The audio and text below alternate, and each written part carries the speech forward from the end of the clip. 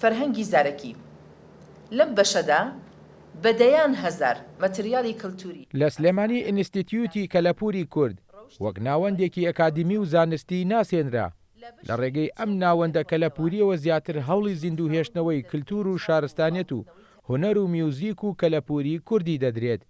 مەزهەری خاڵقی دامەزێنەری ئینستیتیوتی کەلەپوری کورد ڕایگەیاند لە چەند ساڵی ڕابردوودا کاری جدیان کردووە بۆ ئەرشیفکردن و زیندوهێشتنەوەی هونەر و ئەدەب و کەلەپوری کوردی. وڵا ئیشی گرنگ یعنی یەک و دوو سێ نییە، یعنی تۆ وەختی ئەڵێ کەلتور یا فەرهەنگ سەدان ئایتەمە، سەدان مۆزوعە.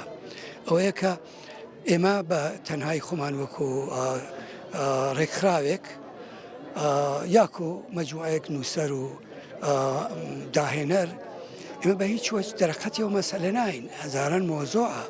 ئەمانە ئەبێ شتێک بێت کە لەلایەن ئینسانگەل ئەندیشمەنەوە، لەلایەن ئینسانگەل ئەکسپەرت و شارەزاوە، هەموو ئەمانە ببێ بە مۆزۆع، ببێ بە فیلم، ببێ بە داکیومنت یاکو ببێ بە کتێب، بێتەوە ناو کۆمەلگا، ڕیسایکل بێ لە ناو کۆمەلگا.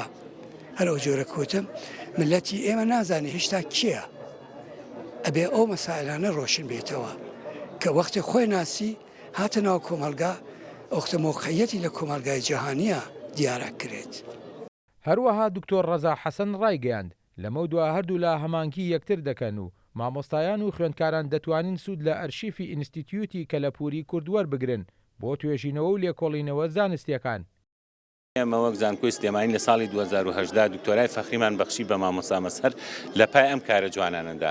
خۆشبەختانە لەو کاتەوە ئێمە لەگەڵ یانە لە گفتوگوایە بووین بۆ ئەوەی بتوانین کە ئەم ناوەندەوەکو ناوەندێکی ئەکادمی و زانستی لەلایەن زانکۆی سلێمانیەوە بناسرێنێ.